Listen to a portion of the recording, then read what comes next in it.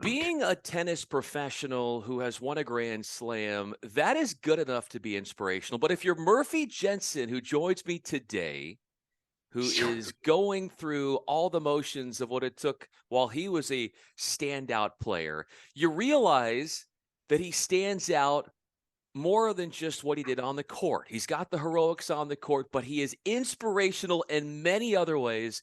And we're going to share his story in depth here on the Onto Something podcast. I'm Bryan Fenley with Fox Sports Radio and Tennis Channel. Murphy Jensen, how did I get you on? I had to go through 5 different people. You are a wanted man. Everybody wants your time. How did I get this time with you? I left room for a miracle, and you showed up on my doorstep.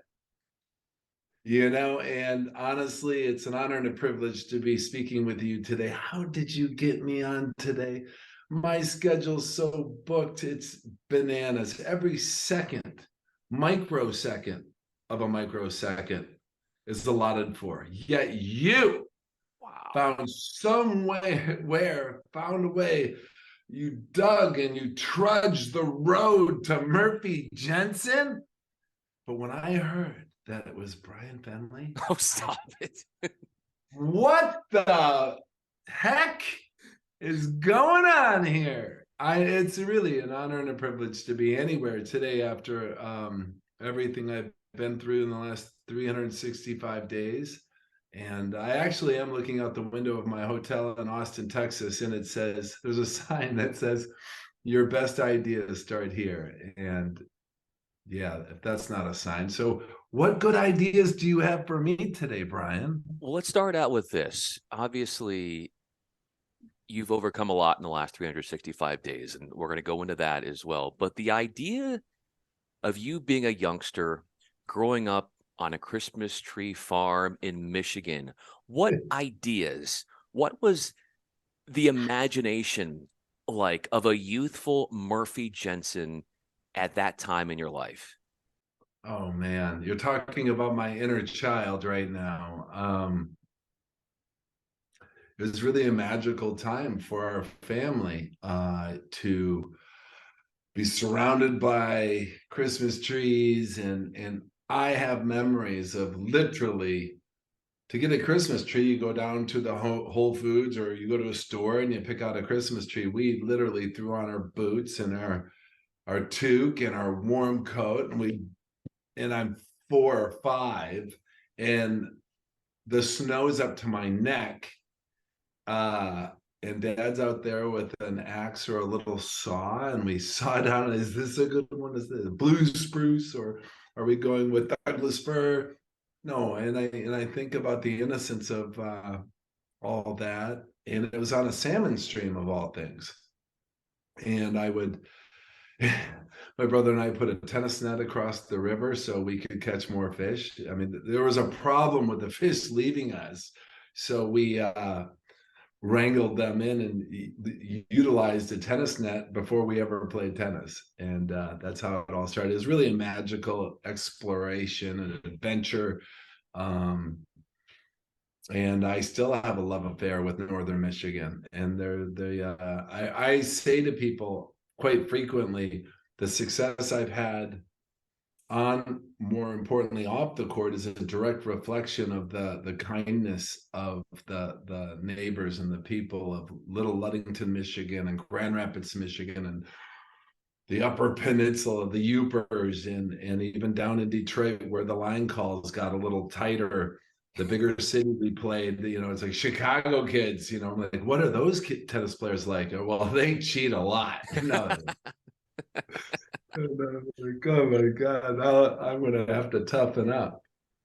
I was thinking. So, speaking of tapping into that inner child,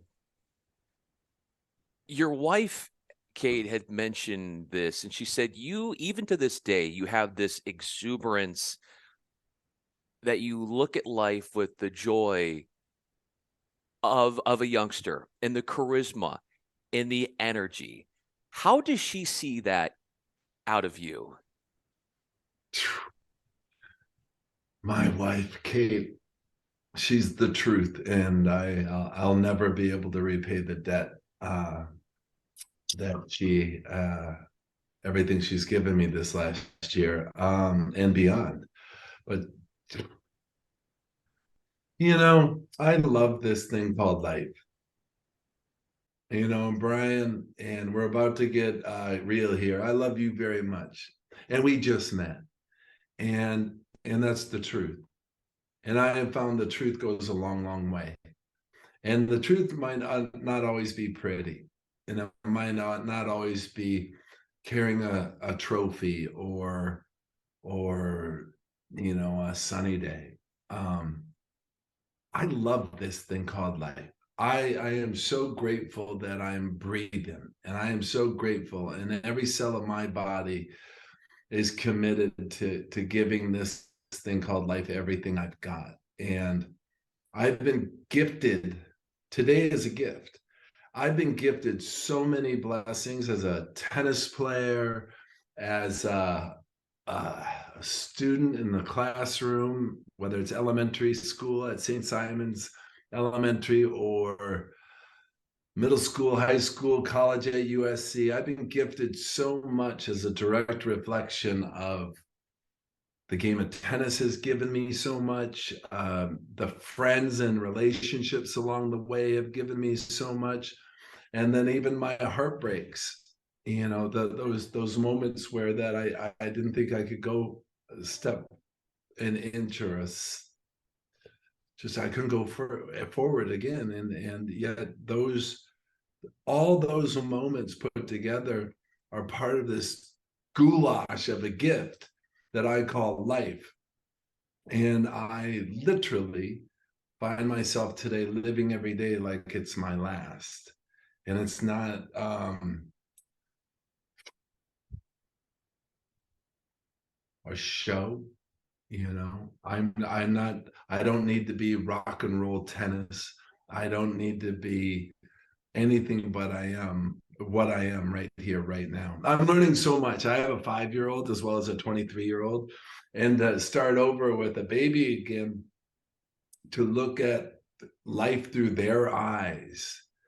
And speaking of my inner child, I see my inner child every morning, and he says, "Daddy, you're an idiot." God, I could have told you that, but no, I love this thing called life, and that might be sound weird. People look at me like I'm strange or on something. Maybe I don't know, and I don't, and I'm not concerned. The only thing that's happening in my life right now is this interview with you. That's the most important thing. And when this is over, I will be working with one of my colleagues at the company I co-founded. I'm doing things today and living a life today that I didn't even know existed, not only for me, for anybody, in a way. And I didn't even know what I didn't know. And what I thought was the worst thing that could have happened to me at times in my life turned out to be the best blessing ever. What I thought was a terrible setback was actually an amazing setup. And how my mess has become my message was something you don't whiteboard what happened 365 days ago. You don't whiteboard 1999 playing the US Open, and I'm in a real dark place. So I have a point of reference. That's what my wife is talking about. Where I come from is this youthful innocence. I don't know. I don't know really what it is, but there, it's like the tennis players, golfers, anybody that's doing their best stuff. If they were to really reflect on it, they would realize there wasn't a lot of thinking going on. They were in the flow, as they call it, or they were. And so I do as little thinking as I can. In tennis, when we were kids, it was called being in the zone.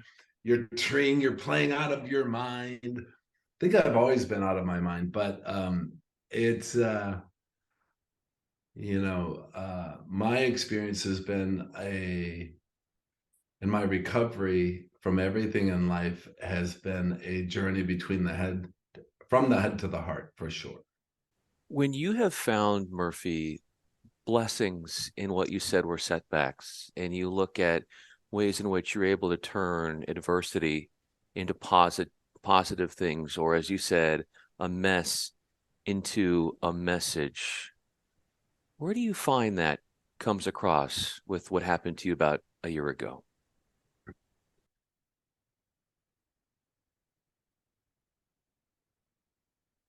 If we're not using our experience,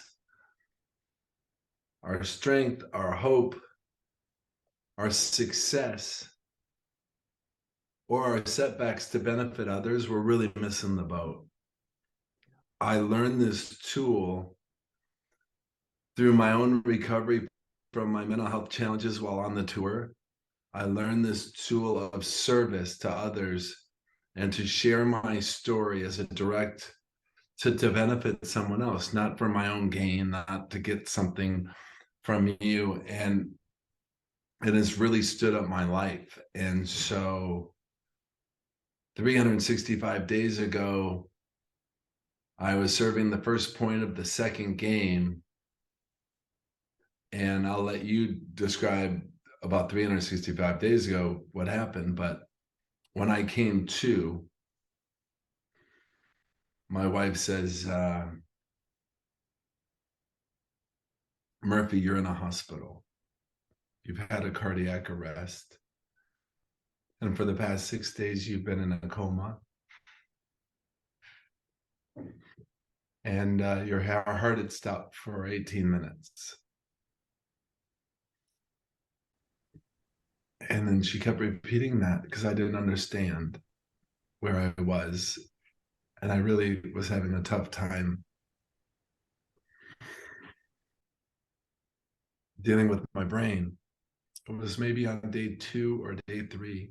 She had repeated it again, and then out of left field, I said, "This will make a great chapter in my book." And then she knew I was okay. So I just opened myself up to being vulnerable. Um, but that's what happened. Um, I will never be the same again as a direct result of having that cardiac arrest at a time in my life where it could not get better, you know? And so that's why I live the way I live, because here, come on, wife, baby, business, my tennis game, playing great tennis. I'm, you know, never been happier in my whole life. My older son's graduating college in a few months' time, and he just graduated. I would have missed so much. And in so many ways, to what you said, the thought I have and the feeling I have is I share this. If I did have a hope or into something as not an expectation, but if I had a tie into an outcome, it would be that my story of having survived cardiac arrest would. Hey, Matt. Yeah, come on in. Sorry. Let me. Hey. If I were to have something come out of me surviving my cardiac arrest and everything else and the recovery journey I've been on for the past 365 days, because I couldn't walk 3 feet and I couldn't speak a sentence and I couldn't lift a bottle of water, is that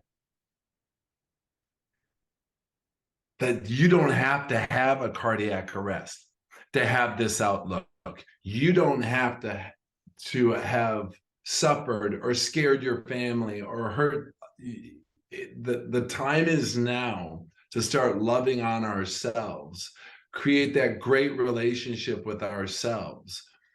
And that's one of the things I've learned along the way is, you know, before I could be right with you, I had to get right with me. And it's an all-in proposition. I am, this game of life costs me nothing short of everything. If I'm not all in, it's like, yeah, until the wheels kind of fall off. No, till death do us part. The Jensen brothers, Adidas logo, rock and roll tennis, and Adidas had our posters and our clothing and everything had, and I don't know where this came up with at Adidas America, but they had "Till Death Do Us Part" on our tennis clothes, right? The Jensen brothers. Come on. And I live by a lot of principles, no matter what. I'm there for anybody and everybody that ever reaches their hand out for help. And it's just a principle I live by, and I believe is a principle worth living by. One of those principles is that the Jensens never quit. How did it come to be that that's such the case? Well, that was from the gate, as Jensen's never quit, from learning this J and Q. I think those were probably the first 3 words I learned. It wasn't mommy or daddy. It was Jensen's never quit. And that's no joke. And running, my greatest victory, I thought in my mind's eye, looking back, was I beat my dad on a 3-4 mile run out to the state park, and I was maybe 10. Then I beat my dad for the first time at 11 or 12 in the game of tennis. Those are real big. I could lose every day of the week, but I couldn't give up. And if I got knocked down, the Jensen never quit principle is about getting back up. And yeah, it's way bigger than, I think we all, Murphy was an optimist. They say Murphy's Law. And I see life as an opportunity to overflow and give and live and love, and it has worked for me. I want to be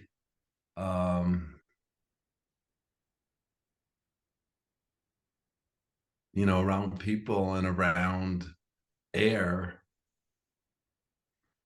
that matters, that has an impact, that makes a difference. I don't know if it's air, but I want my life to have I want it to make a difference, and I don't know, I don't need to figure it out. And people ask me, because I didn't figure this out.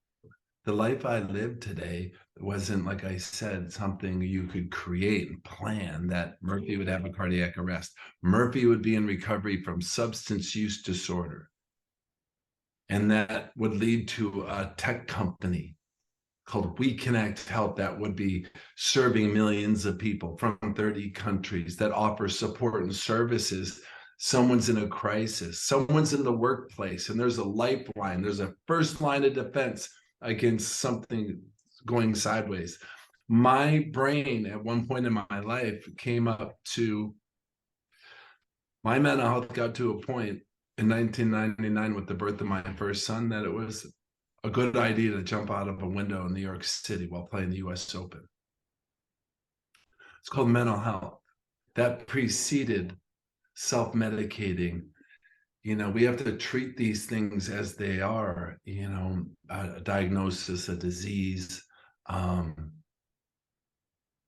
we all, unless you're an alien, Bryan, we all have the human condition, And my dad used to say, Murphy, because I was get so nervous playing the number 1 seed in the tennis tournament. He says, Murphy, that guy put his pants on one leg at a time, just like everybody else. Like, oh man, Dad, that helps me so much. So I spent the next 20 years of my life trying to get into pants two legs at a time. Um, but I'm just a grateful, I'm great, the most grateful if I'm thinking about where I fit in things as another bozo on the bus. I am doing this day and I'm with you. And hopefully this serves as something that you enjoy doing. That was hopefully helpful to somebody else. When you were, Murphy, in the throes of addiction and Mhm.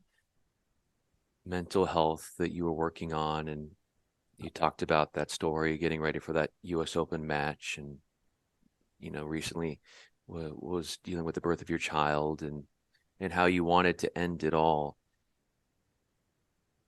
What will did it take for you to, even though there was suffering and so much of it internally, to have that strength to say, I might be feeling this.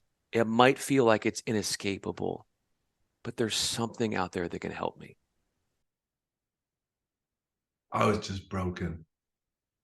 I was beat. And by the grace of this universe, God, something, there was a knock on my door. Instead of a hotel manager calling the police, he called an interventionist. An interventionist shared with me what he had been through. And I was beat. And you said willpower was my dilemma. My willpower was dead. And I was unrecognizable to myself at one point. And even when I describe going back 23 years, 25 years, it's almost like I'm talking about a different, like somebody else, like it's fiction, right? But it isn't. And that's where the opportunity for this planet is to recognize that these issues are not by choice. That when an athlete raises their hand and says they need help, we should listen, because it takes great courage to do that. And by the grace of something, um, I'm still here today. And what I do know is these issues are treatable and preventable. And in all that, you get sick and tired of being sick and tired. I think that back to principles, I had it's called a moment of clarity, that I was defeated, broke, bankrupt on every level that matters, spiritually, emotionally, physically, mentally. And I was out of options. My scorecard read 0. And looking in the mirror, I wasn't, I was gone, even though I may have still had a heartbeat. So all of it, whether we've gone through the last 365, and I'll tell you my point of reference, I say that a lot. It's that 24 years ago, I'm at that jumping off place in New York City. 23 years later, um, and I was so alone and so afraid 24 years ago. 23 years later, tens of thousands of people prayed for me, loved on me, reached out to me. I probably have 2,000 text messages I still have to respond to.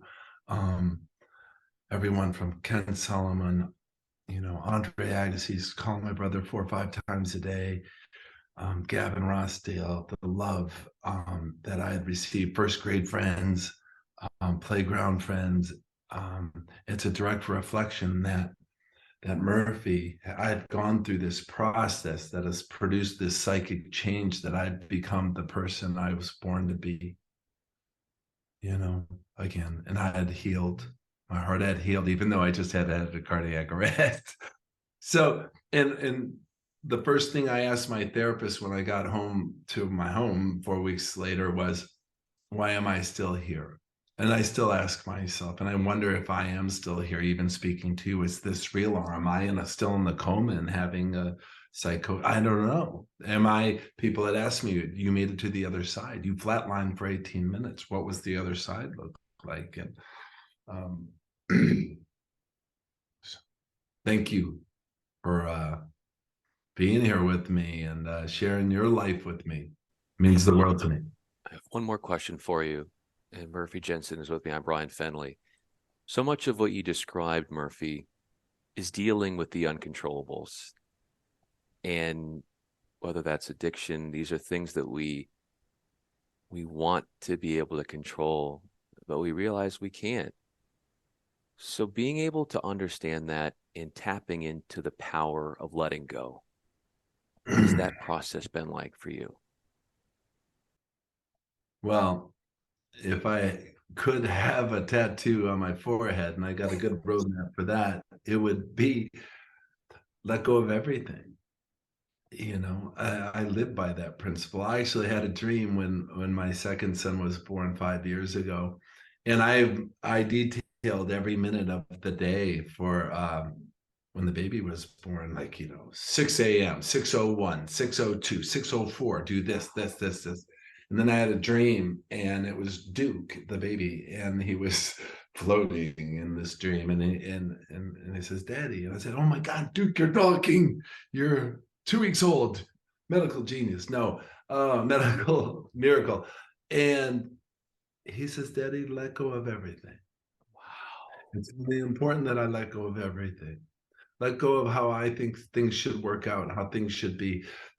The centerpiece of my disease, if I'm going to call it my disease, the disease is that the illusion that I do have control, the illusion that I can force an outcome.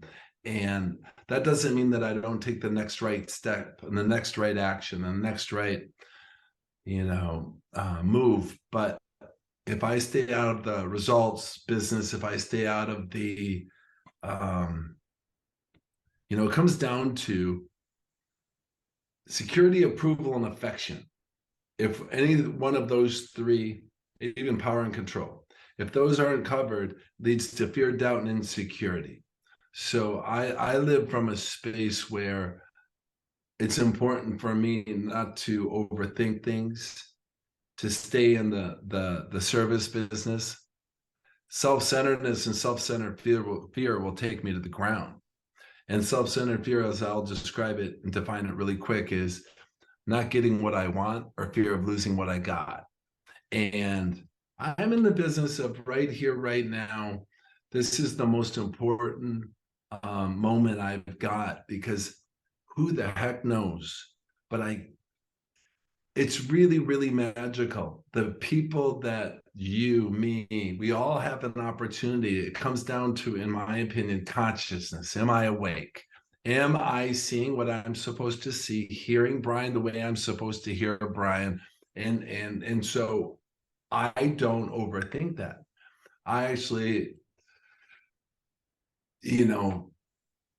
do meditation, I do prayer, and I do that so I get the words I'm supposed to speak, and I get the direction and the path I'm supposed to take today. And right now I'm halfway through a cappuccino, and we're gonna have a push-up contest after this. And next time I'm in Los Angeles, you and I are going to play some doubles, and we're going to kick somebody's butt. My dream is to be a punter in the NFL. I've been making some connections through LinkedIn with some special teams coaches. I would love to be the quarterback for the 49ers, but I'm right-handed, but I throw left-handed. So that's Jimmy G. Hopefully will recover, but yeah. And you owe me, man. Word on the street is that I get first dibs on this crypto thing. Is it true you invented crypto? Me? I don't have any crypto. I don't. You need some crypto with a Oh, voice do like I? that. Yes, you do. It's plummeting. I don't That- even know what crypto is. I don't even know what it is either. I It's another came out of language a to me. coma. I came out of a coma and they said John Glenn went back to outer space. And I was like, whoa! It's amazing. He never left. Oh man. Well, You can't Murphy, make this this. has been such a Sorry. great conversation. No, I love this conversation. And we were able to harness who you are. And that's all I want. I just want people to be themselves Oh, cool. and for them to feel comfortable to be who they are. And Yeah. I think that you and everything you're working on and have worked through was in the spotlight. And your eloquent words told your story perfectly. And as you have to so many, even more people who are going to be watching and listening to this are going to gain that much more strength because in the end, Jensens don't quit. Murphy Never. Jensen, I'm Bryan Fenley with Tennis Channel. Thank you so much, man. This was great. I really enjoyed this. Thank you, Bryan. Happy holidays, everybody.